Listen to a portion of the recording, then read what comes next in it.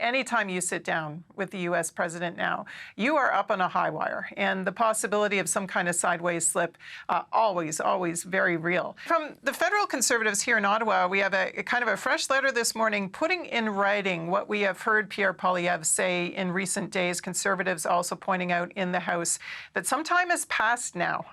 Carney has had a chance to solve this, that people are growing impatient, anxious about the lack of progress on the sectoral tariffs in particular. Of course, steel, aluminum, when there's tariffs on that, it's devastating to manufacturing. And then on the lumber tariff front, things getting markedly worse in the recent days, and a fresh round of anxiety about the inability of the Carney government to settle that one either. Around this particular trip, there have been some noises that they're maybe trying to notch some project, at least on the steel front, that they want to do some of this, at least if they can, before they get into the bigger work of the overall review of the North American trade agreement as they get into the winter and the spring.